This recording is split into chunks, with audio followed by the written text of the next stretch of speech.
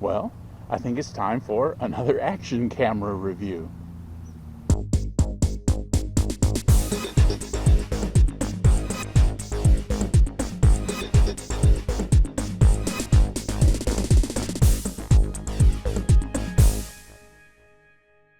And hi, and welcome to the Gadget Talk channel, where we do reviews and how-tos on a variety of fun and interesting electronic gadgets, to include action cameras like this one. In this video, we're going to be taking a look at the Campark X40 action camera. The main claim to fame for this particular model of action camera is that it's got a screen on the front of the camera that if you like to do selfie style vlogging, you can make sure that you've got yourself in the frame. So let's take a look at this interesting, neat little action camera. Most action cameras are pretty much the same. They have the same settings in the various menus, as you'll see here in a few minutes, and they have the same form factors. When you make a choice of an action camera, a lot of times the choice you're making is going to be about those things that are on the periphery, or those things that are different. As with most action cameras, the menus in this action camera allow you to make choices in the video and in the photography mode of the camera, as well as some of the general camera settings, such as the date and the time, and turning on and off Wi-Fi, and turning on and off microphones. In the camera settings, there are a lot of adjustments you can make. Again, most of them are pretty typical of action cameras. So in the camera setting, you can set the megapixels, you can set various camera settings such as exposure variables, the ISO, white balance, metering, and that kind of thing. In the video mode, you can set those same items, the ISO, the metering, and you can also set things such as the electrical frequency, 60 Hertz in the United States and 50 Hertz in other parts of the world, to help reduce flickering. You can also set the electronic image stabilization, which in this camera is available in each of the resolutions that are offered.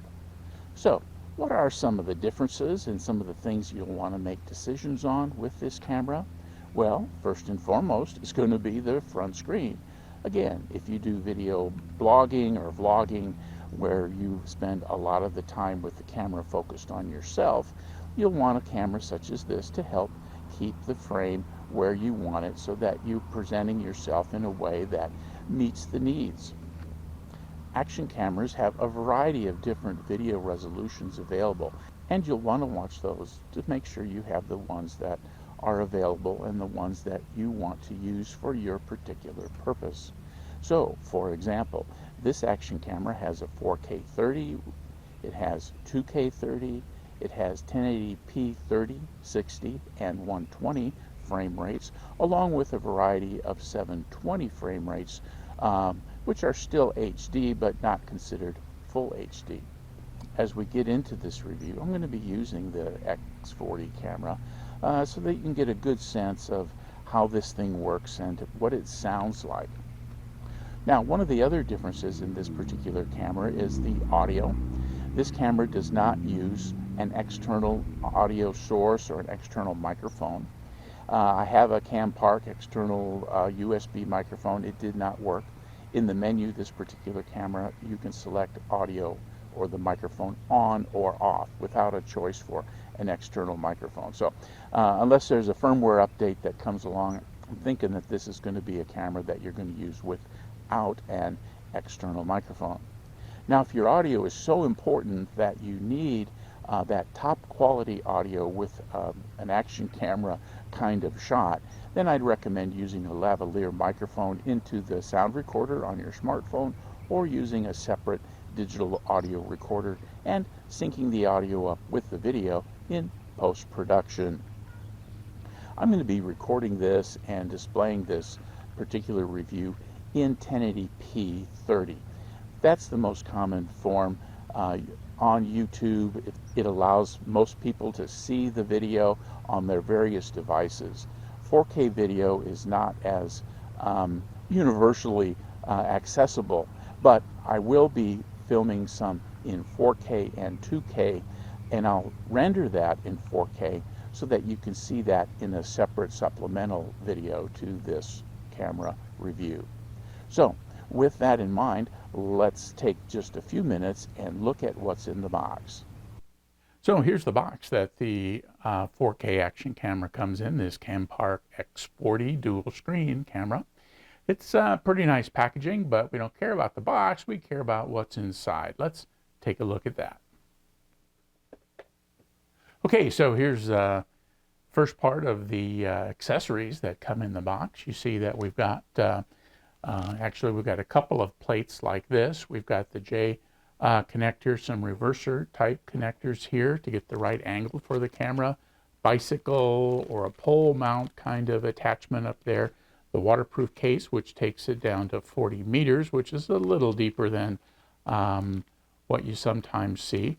This little accessory comes with a 1/4 by 20 nut on the back, so you could screw it onto you know, a selfie stick with that kind of a mount or onto a tripod. We've got a battery.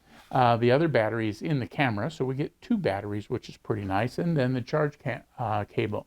Now, one of the things it doesn't come with is a battery charging cradle that some of these do. If you have one from another camera, it'll probably work. Otherwise, you can order them separately. That way, if you have multiple batteries, you can charge them outside the camera and be ready to go. So let's take a quick look at the last couple of pieces that we need to talk about. Okay, here's the last little bit of kit that comes with the camera. This is a back to the waterproof case. This is kind of a splash case or a dust case cover.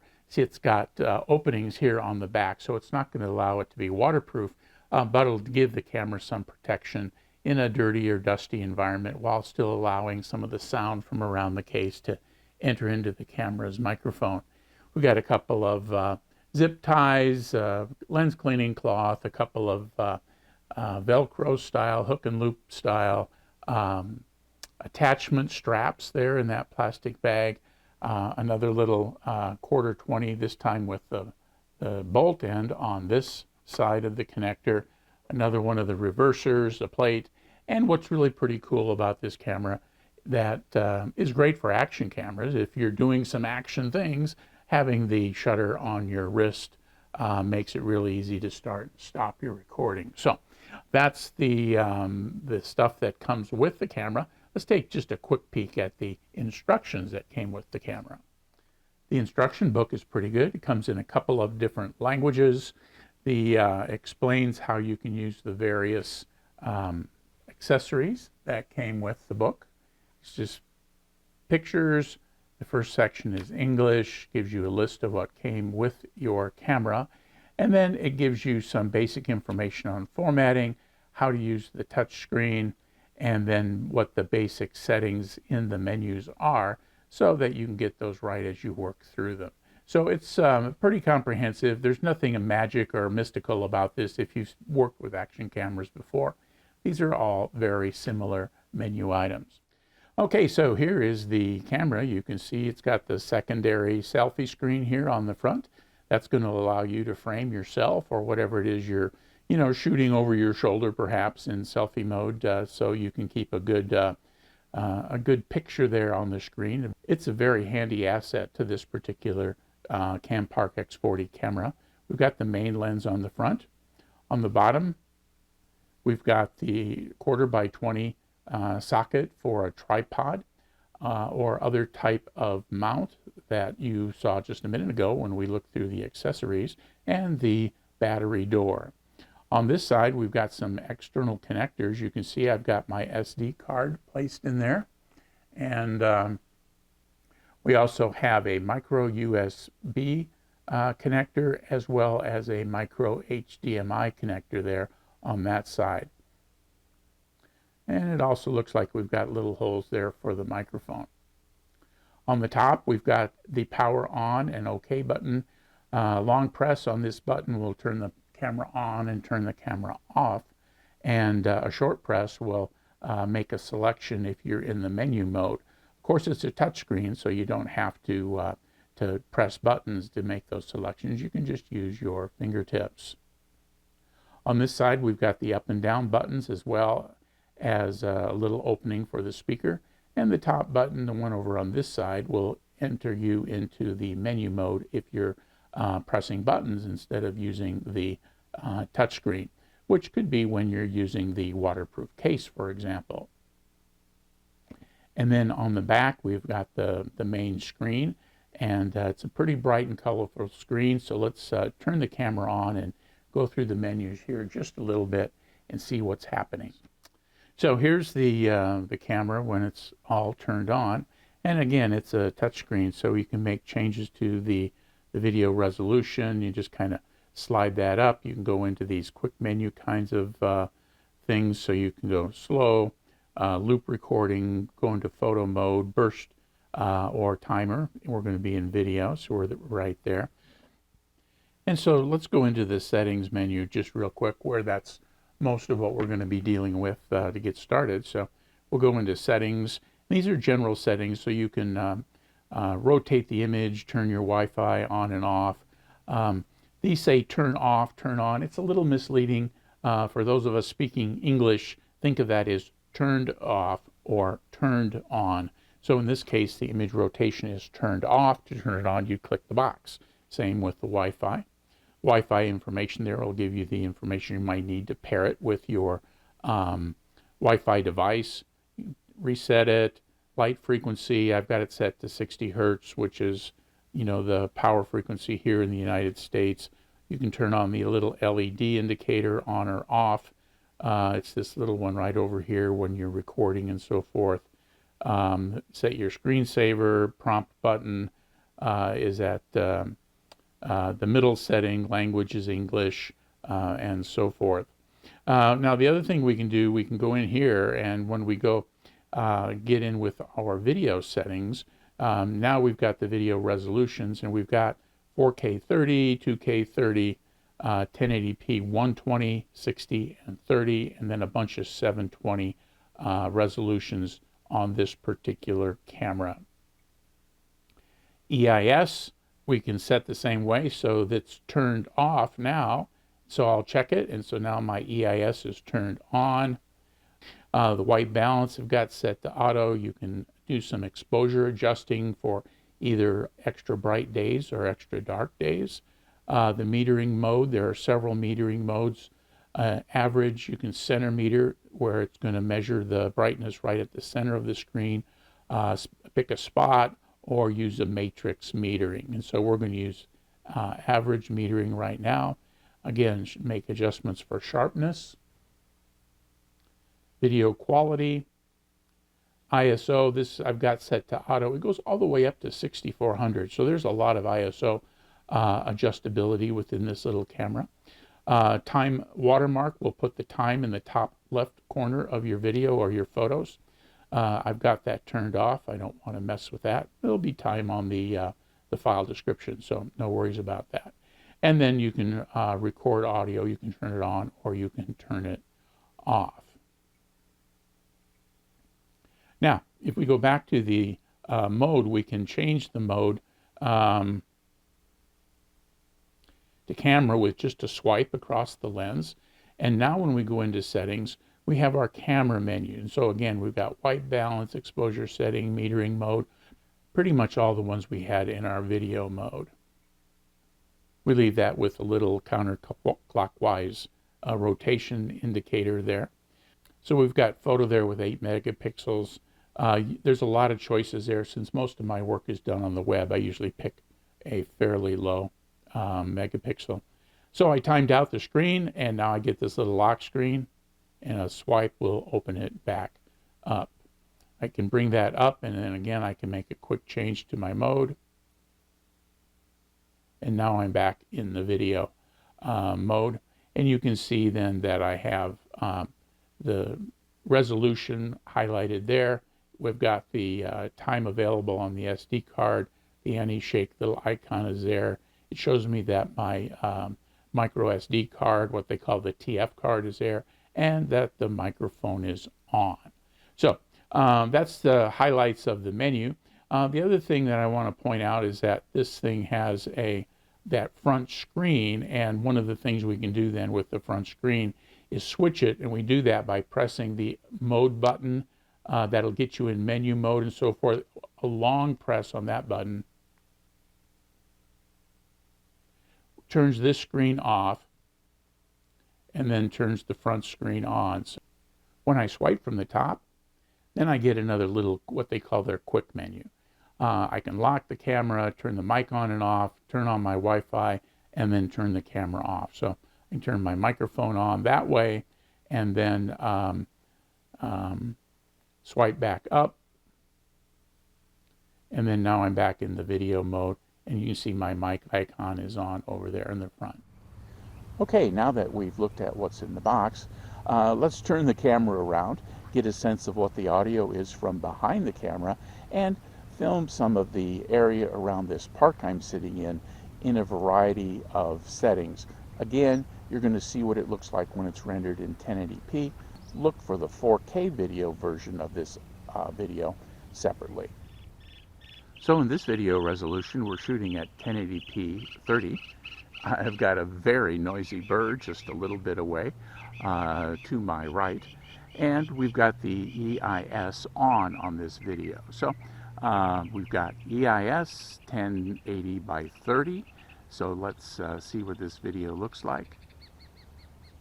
And I'm speaking to the camera from behind, so you can get a sense of what the audio sounds like from behind the camera as opposed to in front of the camera during the intro. This video segment is recording in 1080p by 60 frames per second. A lot of people like to use 1080-60 just regularly. I tend to use 1080-30, but here's some 1080-60 rendered at 1080-30. We'll do this also in that supporting video where we can play it at its true frame rate. Here we're recording at 1080 by 120. There's not a lot of action here this morning, but I've got this little bird over here that I'm recording, and we'll render this in slow motion, which is one of the reasons you'd want to use 1080 by 120. This video is being recorded at 2K, 2.7 by 30 frames per second. Again, the EIS is on, so you get a sense of the smoothness of the video that you get with EIS on. Let me go back and retrace these steps and do it with the EIS off so you can get a sense of what that would look like. Here's that same 2K video at 30 frames per second with the EIS off. I'm trying to walk as smooth as I can without doing, some kind of ninja walk, but you should be able to see the impact of EIS on this recording. So this recording is done in 4K 30 frames per second with the EIS on. Again, I'm speaking from behind the camera. I see a family has just joined me here at the park, so we'll probably change locations to give them some privacy. But this is the 4K frame rate of 30 frames per second here in this same area. One of the things I think I forgot to mention in the video earlier is that the camera was set to auto mode during those recordings. As I brought the camera back and looked at the video in my computer, I found that the video was pretty good, although some of the selfie shots were a little hot, shining off my face, and so keep that in mind. To get good shots like that, you're probably going to want to practice with some of the camera settings so that you can drive the camera's sensors down to the level that produces the best video for you. The other thing I didn't mention is that on most of my action cameras, since they have these little pinhole style microphones mounted on somewhere on the camera, I use these little gummy furry wind covers to cut down the noise of the wind. And I find that works really pretty well.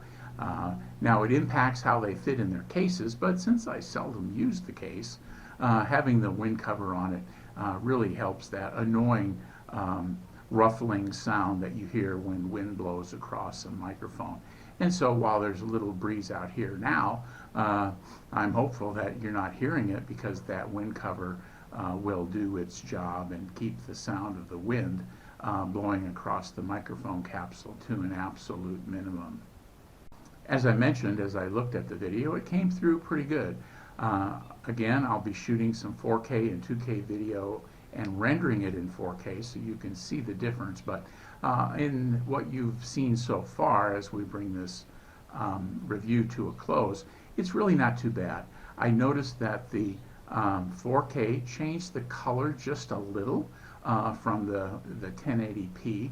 It was a little less bright, but still had a pretty true representation of the actual colors that I was seeing when I looked away from the camera. So all in all, the recordings that I did this morning, again in a nice blue, bright morning sunny sky, turned out pretty well, with the exception of the need to make some adjustments when you're shooting selfie modes in bright sun.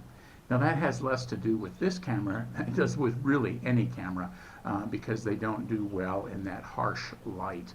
And so a recording during the golden hours with more diffuse light would probably not have resulted in that bit of shadowing on my face that you noticed in that earlier introduction to this video. Now, the other thing that you often hear with reviews of little action cameras like this is that, is this the latest GoPro killer? And of course the answer is no. You may pay a little bit of a premium for a name brand like GoPro, but the fact is that an $89 camera is not going to produce the same kind of output as a $350 camera, regardless of the brand. So know what you're getting. For many of us, this quality video is more than enough for our needs, and these budget cameras make it easy to obtain, and you're risking a much less expensive device if you decide to take it out on one of your adventures. Hey, if you found this video helpful, please click the thumbs up button below the video and subscribe to the Gadget Talk channel. Click the bell icon to be notified when I post new videos. Thanks for watching.